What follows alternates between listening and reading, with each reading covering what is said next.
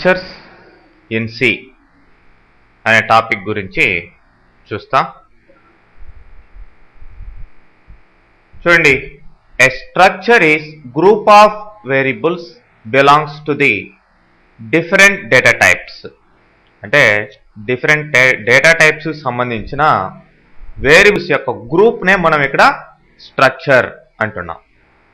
And we can also say a structure is a record. మామూలుగా record అంటే ఏంటి? Collection of ఫీల్డ్స్ని కలిపి record అంటాం. సో ఇక్కడ కలెక్షన్ ఆఫ్ వేరియబుల్స్ ఒక గ్రూప్గా ఉన్నాయి కాబట్టి ఒక రికార్డ్ని ప్రిపేర్ చేసేదానికి ఈ స్ట్రక్చర్ని యూజ్ చేస్తాం అన్నమాట. సో రికార్డ్ బై రికార్డు డేటాని స్టోర్ చేసుకునేదానికి. To access the members of a structure or variables of the structure, use the member selection operators. మరి ఇక్కడ స్ట్రక్చర్ అనేది ఒక గ్రూప్ అని చెప్పుకున్నాం, గ్రూప్ ఆఫ్ వేరియబుల్స్ అని చెప్పుకున్నాం. సో ఆ గ్రూప్లో ఉన్న ఆ వేరియబుల్స్ని లేదంటే ఆ మెంబర్స్ని ఆ ఫీల్డ్స్ని యాక్సెస్ చేయాలి అంటే ఇక్కడ మెంబర్ సెలక్షన్ ఆపరేటర్స్ అనేటివి రెండు ఉంటాయి. ఇది first normal member selector dot, arrow వచ్చేసి పాయింటర్స్ యూజ్ చేసినప్పుడు పాయింటర్ మెంబర్ సెలెక్టర్ అనమాట. సో ఇట్లా ఈ రెండు మెంబర్ సెలెక్షన్ ఆపరేటర్స్ ద్వారా మనం స్ట్రక్చర్లో ఉన్న వేరియబుల్స్ని యాక్సెస్ చేయొచ్చు. నెక్స్ట్ ఇక్కడ ఒక స్ట్రక్చర్ని ప్రిపేర్ చేసేదానికి సింటాక్స్ చూసినట్లయితే ఇలా ఉంటుంది. స్ట్రక్ట్ అనే కీవర్డ్ ఉంటుంది, దాని పక్కనే గ్యాప్ ఇచ్చి మనం స్ట్రక్చర్ నేమ్, స్ట్రక్చర్కి పేరేం పెట్టబోతున్నాం. ఫర్ ఎగ్జాంపుల్ మన స్ట్రక్చర్ ఎంప్లాయీకి సంబంధించిన స్ట్రక్చర్ అనుకోండి, ఈఎంపీ అని పెట్టుకుంటాం. స్టూడెంట్స్ సంబంధించిన స్ట్రక్చర్ అయితే ఎస్టీయుడి అట్లా పెట్టుకుంటాం అనమాట. సో బ్రాకెట్ స్టార్ట్ చేసిన తర్వాత data types variables, data type variables అట్లా లిస్ట్ మొత్తం కూడా కంటిన్యూ చేయొచ్చు. అంటే ఫర్ ఎగ్జాంపుల్ స్టూడెంట్స్ స్ట్రక్చర్ అయితే ఇంట్ ఎస్ఎన్ఓ, క్యార్ ఎస్నేమ్, అట్లనే char job, float salary, sorry student కదా ఫ్లోట్ ఫీ ఇట్లా.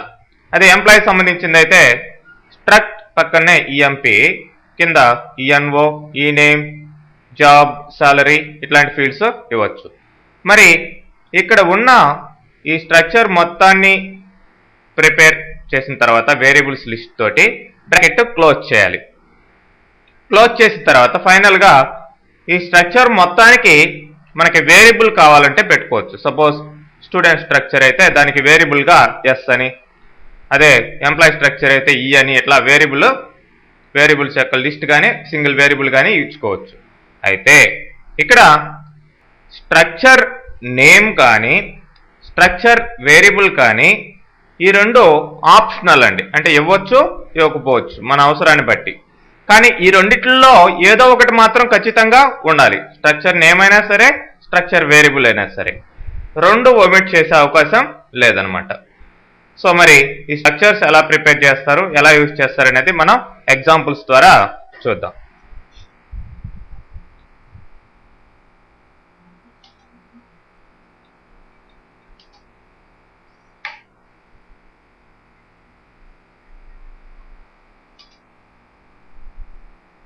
ఇక్కడ ఈ ఎగ్జాంపుల్లో మనకి ఎంప్లాయీ స్ట్రక్చర్ తీసుకోవడం జరిగింది. మెయిన్ లోపలే లోకల్ మెంబర్ లాగా దీన్ని మెయిన్ లోపల తీసుకున్నాం. మెయిన్కి బయట తీసుకుంటే ఆ స్ట్రక్చర్ గ్లోబల్ అవుతుంది. ఓకే, మెయిన్ లోపల మనం ఈ స్ట్రక్చర్ని క్రియేట్ చేస్తాం. Struct EMP. So struct keyword, EMP అనేది నేమ్ ఆఫ్ ద స్ట్రక్చర్. దీని లోపల ఇవన్నమాట group of variables belongs to different data types, రకరకాల డేటా టైప్స్ సంబంధించినట్టు. జస్ట్ నేను ఇక్కడ ఎంప్లాయీ నెంబరు, ఎంప్లాయీ నేము, జాబ్ మూడు మాత్రమే ఇవ్వడం జరిగింది. సో స్ట్రక్చర్ని క్లోజ్ చేసిన తర్వాత ఈ అనేది దీనికి వేరియబుల్ అన్నమాట, ఈ స్ట్రక్చర్ యొక్క వేరియబుల్. ఈ వేరియబుల్ ద్వారానే ఈ మెంబర్స్ని మనం యాక్సెస్ చేయొచ్చు. తర్వాత ఇప్పుడు ఈ గ్రూప్ ఆఫ్ వేరియబుల్స్ అయిన ఈ స్ట్రక్చర్ లోకి డేటాని ఎంటర్ చేయాలి అంటే మనం ఈ విధంగా ఎంటర్ చేయొచ్చు. Enter the employee number. చూడండి స్కాన్ఎఫ్ ద్వారా ఎలా యాక్సెస్ చేస్తున్నామో ఎంప్లాయీ నెంబర్కి ampersand structure variable dot ENO అంటే ఈ.envo. అదే మళ్ళీ నేమ్ వచ్చింది కాబట్టి మధ్యలో f+std అని పెట్టాం.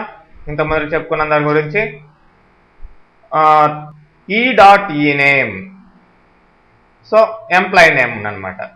అదేవిధంగా ఈ.job. సో ఈ విధంగా ఈ డాట్ అనే మెంబర్ సెలక్షన్ ఆపరేటర్ ద్వారా ఆ స్ట్రక్చర్ లోపల ఉన్న మెంబర్స్ని మనం యాక్సెస్ చేసి వాటిలో డేటాని స్టోర్ చేయొచ్చు. సో ఇక్కడ ఒక రికార్డు మాత్రమే తీసుకోవడం జరిగింది కాబట్టి ఇక్కడ జస్ట్ హెడ్డింగ్స్ ప్రింట్ చేసి ఆ హెడ్డింగ్స్ కింద డేటాని ఇట్లా %d అంటే ఎంప్లాయీ నెంబరు, ఎంప్లాయీ నేమ్ ఇక్కడ, జాబ్ ఇక్కడ ప్రింట్ అయ్యే విధంగా ఇచ్చాం. చూడండి ప్రింటింగ్లో కూడా మనం ఈ.envo, ఈ.ename, ఈ.job ఇట్లా ఇవ్వాలి. సో ప్రోగ్రామ్ రన్ చేస్తున్నాం. Enter employee number and Nani clerk. చూడండి హెడ్డింగ్స్ వచ్చాయి, వాటి కింద డేటా వచ్చింది. సో ఇట్లా ఒక రికార్డ్ని మెయింటైన్ చేసేదానికి ఈ స్ట్రక్చర్స్ యూజ్ చేస్తాం. అంటే గ్రూప్గా డేటాని మెయింటైన్ చేసేదానికి, రిలేటెడ్ డేటాని. మరి నెక్స్ట్ ప్రోగ్రాంలో చూసినట్లయితే accept and display 5 employees details using structure and అరే. ఇంతకు ముందర సింగిల్ రికార్డ్నే మెయింటైన్ చేయడం జరిగింది. అట్లా కాకుండా మల్టిపుల్ రికార్డ్స్ మనకు అవసరమైనప్పుడే యాక్చువల్గా స్ట్రక్చర్స్ తీసుకుంటాం. సో మరి మల్టిపుల్ రికార్డ్స్ని స్టోర్ చేసుకోవాలి అంటే మనకి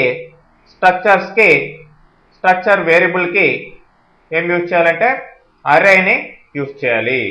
అరేని యూజ్ చేసినట్లయితే అప్పుడు మీకు ఆ యొక్క డేటాకి సంబంధించిన మల్టిపుల్ రికార్డ్స్ని హ్యాండిల్ చేయడం కుదురుతుంది, స్టోర్ చేసుకోవడం కుదురుతుంది. సో సేమ్ ప్రీవియస్ ప్రోగ్రామ్ లాగానే, కాకపోతే ఇక్కడ e(5) అని ఇచ్చాం. అంటే ఈ స్ట్రక్చర్ వేరియబుల్కి అరేని సెట్ చేయడం జరిగింది. సో దిస్ పర్టికులర్ ఈ variable can store 5 records belongs to the employee సంబంధించిన 5 రికార్డులని స్టోర్ చేసుకోగలుగుతుందండి. ఓకే, సో మరి ఇక్కడ ఐని ఇండెక్స్ వేరియబుల్ లాగా తీసుకున్నాం. చూడండి ఫర్ లూప్లో ఇప్పుడు అరేని వాడాం కాబట్టి ఫర్ లూప్ తీసుకొని i = 0, i <5, i++ అని ఎంటర్ ఎంప్లాయీ నెంబర్ ఇందాకట్లాగానే, కాకపోతే e(i.envo) అలానే e(i.ename), e(i.job). సో ఒక రికార్డు తీసుకున్న తర్వాత అంటే 0th రికార్డు తీసుకున్న తర్వాత మళ్ళీ పైకి వెళ్తుంది, i 1 అవుతుంది, మళ్ళీ కంటిన్యూషన్. ఇట్లా 5 రికార్డ్స్ని 1 by 1 అడిగిన తర్వాత హెడ్డింగ్ పెట్టి ఆ 5 రికార్డ్స్ని లూప్లో మనం ఇట్లా ప్రింట్ చేయడం జరుగుతుందండి. చూడండి ఫస్ట్ ఎంప్లాయీ డీటెయిల్స్, అలానే second employee details,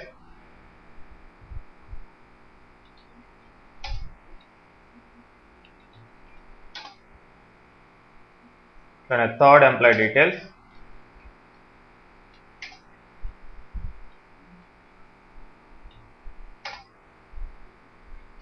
fourth employee,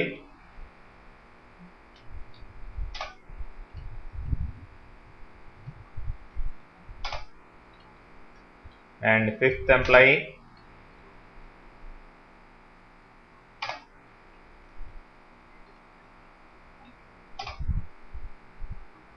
so ఈ విధంగా 5 రికార్డ్స్ కూడా ఇక్కడ స్ట్రక్చర్ లోపల మెయింటైన్ చేయడం జరిగింది.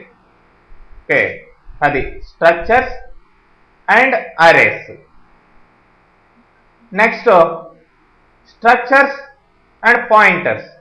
అంటే ఇక్కడ సేమ్ ఇంతకు ముందర ప్రోగ్రామ్నే అరేస్ యూజ్ చేయకుండా పాయింటర్ యూజ్ చేసుకొని స్ట్రక్చర్ వేరియబుల్ని పాయింటర్ వేరియబుల్గా తీసుకొని దానికి రిక్వైర్డ్ నెంబర్ ఆఫ్ మెమరీ సెల్స్ని అలొకేట్ చేసి దాని ద్వారా డేటాని రిక్వైర్డ్ నెంబర్ ఆఫ్ రికార్డ్స్ని స్టోర్ చేసుకునే విధంగా ఈ ప్రోగ్రామ్ ఇవ్వడం జరిగింది. చూడండి ఇక్కడ e(5) అని ఇంతకు ముందర ఇచ్చాం.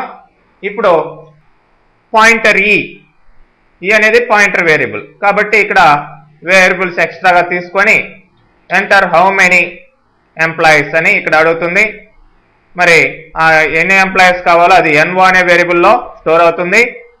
అన్ని ఎంప్లాయీస్కి కావాల్సిన ఆ యొక్క రికార్డ్స్ స్టోర్ చేసుకునే దానికి కావాల్సిన మెమొరీని ఇక్కడ equal to struct EMP star, అది స్ట్రక్చర్ టైప్ కాబట్టి ఆ టైప్ కాస్టింగ్ ని ఇక్కడ పెట్టాం.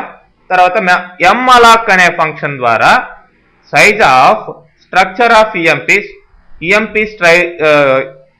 స్ట్రక్చర్ యొక్క సైజ్ ఎంత ఉంది అంటే for example ENO 2 bytes, ఈనేమో 15 bytes, ఇది ఒక 15, 15 30 32 ఇంటూ ఎన్ఓ, మనకి ఎన్ని ఎంప్లాయీస్ కావాలో అంత మెమొరీని దీనికి ఈ అనే వేరియబుల్కి ఇక్కడ ఇవ్వడం జరుగుతుంది.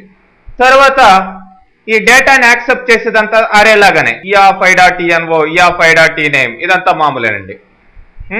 సో పాయింటర్కి ఇక్కడ యాక్సెసింగ్ లో స్ట్రక్చర్ మామూలు అరేకి పెద్ద డిఫరెన్స్ ఏమీ ఉండదు. సో మిగతా రిమైనింగ్ ప్రోగ్రామ్ ఎవ్రీథింగ్ సేమ్. చూడండి హౌ మెనీ ఎంప్లాయీస్, నేను 2 ఎంప్లాయీస్ అనే ఇస్తాను. ఫస్ట్ వాడి డీటెయిల్స్ అడుగుతుంది. So second word details. So వాళ్ళిద్దరు డేటాను మాత్రమే స్టోర్ చేయడం జరిగింది. అదే 50 కావాలంటే 50, 100 కావాలంటే 100. ఆ విధంగా పాయింటర్స్ ద్వారా మనం required number of memory cells ని ఇక్కడ స్ట్రక్చర్ వేరియబుల్ కి